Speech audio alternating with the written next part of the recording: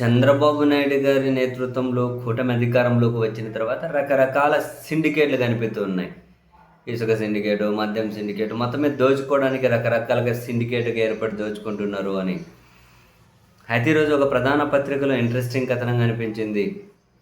విజిలెన్స్లో అంటే ఈసారి అధికారులు ఒక సిండికేట్గా ఏర్పడి బ్రహ్మాండంగా దోచుకుంటున్నారు అని. ఆ సిండికేట్కి అంటే లీడర్, ఆ సిండికేట్ని లీడ్ చేస్తున్నది ఎవరో మరి ప్రస్తుతం ఆంధ్రప్రదేశ్ ప్రభుత్వంలో కీలకంగా ఉన్నటువంటి బాబాయి అండ్ ఢిల్లీలో ఉన్నటువంటి మరో అబ్బాయి, అంటే ప్రస్తుత ప్రభుత్వం నడుపుతున్న పార్టీలో కీలకమైన బాబాయ్ అబ్బాయి సొంత బంధువేనని విజిలెన్స్లో అచ్చోసిన అన్నదే ఇష్టరాజ్యం అట.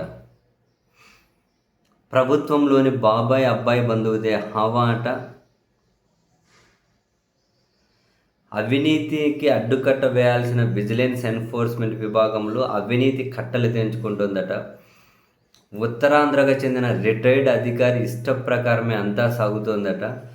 ప్రభుత్వంలో కీలక నేతలుగా ఉన్న బాబాయ్ అబ్బాయి కుటుంబ సభ్యుడు కావడంతో ఎవరబ్బా వీళ్ళు విజిలెన్స్ ఎన్ఫోర్స్మెంట్ విభాగంలో ఏకంగా సొంత సిండికేట్ని ఏర్పాటు చేశారట.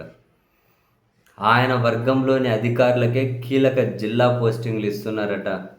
గ్రానైటు, ఇసుక, ఇతర వ్యాపారుల నుంచి భారీగా వసూళ్లకు పాల్పడుతూ ఈ సిండికేట్ బరి తెగించి అవినీతికి పాల్పడుతూ ఉండడం సర్వత్రా చర్చనీయాంశంగా మారిందట. ప్రభుత్వంలో అచ్చోసిన వ్యాఖ్యలు చేసే కీలక నేత సోదరుడిని కూటమి ప్రభుత్వం అధికారంలోకి రాగానే అందలం ఎక్కించిందట. ఆయన రిటైర్మెంట్కు ఒకరోజు ముందు అదనపు ఎస్పీగా పదోన్నతి కల్పించారట. అంతేకాదు ఆయన రిటైర్ అయిన తర్వాత విజిలెన్స్ ఎన్ఫోర్స్మెంట్ విభాగంలో ఓఎస్డీగా నియమించారట. సాధారణంగా ఓఎస్డీ అంటే రాష్ట్ర ప్రధాన కార్యాలయంలో పోస్టింగ్ ఇస్తారట. కానీ అందుకు విరుద్ధంగా ఆ అధికారి కోరుకున్నట్లుగా విశాఖపట్నంలో పోస్టింగ్ ఇస్తూ ఉత్తరాంధ్ర జిల్లాల ఇన్ఛార్జీ బాధ్యతలు కట్టబెట్టారట. ఓఎస్డీగా ఆయన పదవీ కాలాన్ని ఇటీవల మరోసారి పొడిగించారు కూడా అట. కాగా తాజాగా గోదావరి జిల్లాల బాధ్యతలను కూడా ఆయనకే కట్టబెట్టారట. అమ్మ, రాష్ట్రం ఇచ్చేస్తే అయిపోతుంది కదా. ఇక ఆ అధికారి రాష్ట్ర వ్యాప్తంగా తన వర్గీయులైన అధికారులతో ఓ సిండికేట్ను ఏర్పాటు చేశారట. ఆ సిండికేట్లోని అధికారులకే మైనింగు, గ్రానైటు, ఇతర కీలక వ్యాపారాలకు కేంద్ర స్థానాలుగా ఉన్న జిల్లా అధికారులుగా పోస్టింగ్ ఇస్తున్నారట. శ్రీకాకుళం, విజయనగరం, విశాఖ, అనకాపల్లి, అల్లూరి సీతారామరాజు, తూర్పుగోదావరి జిల్లాలతో పాటు గుంటూరు, ప్రకాశం, నెల్లూరు జిల్లా విజిలెన్స్ అధికారులుగా ఆయన వర్గీయులకే పోస్టింగ్లు దక్కుతూ ఉన్నాయట. ఆ జిల్లాల్లోనే భారీగా ఇసుక, గ్రానైట్, ఇతర మైనింగ్ కార్యకలాపాలు సాగుతూ ఉన్నాయట. అవే ప్రాంతాలు రియల్ ఎస్టేటు, బంగారము, వస్త్ర వ్యాపారాలకు కేంద్ర స్థానాలుగా కూడా ఉన్నాయట. ఇసుక, గ్రానైట్, మైనింగ్ వ్యాపారుల నుంచి ఈ సిండికేట్ భారీగా వసూళ్లకు పాల్పడుతోందట. తమ అధికార పరిధిని అతిక్రమించి మరీ రియల్ ఎస్టేట్, బంగారం, వస్త్ర, ఇతర వ్యాపారాలను తనిఖీల పేరుతో వేధిస్తున్నారట.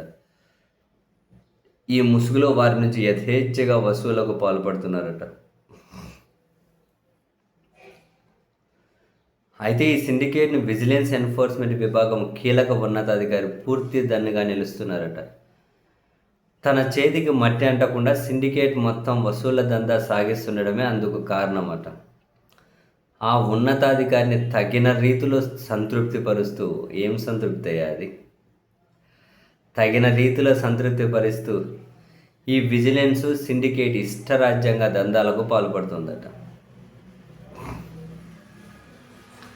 అందుకే ఆ కీలక ఉన్నతాధికారి విజిలెన్స్ ఎన్ఫోర్స్మెంట్ విభాగానికి రెగ్యులర్ అధికారిని నియమించకుండా తన గుప్పిట్లోనే ఉంచుకున్నారని కూడా అధికార వర్గాలే వ్యాఖ్యానిస్తున్నాయట.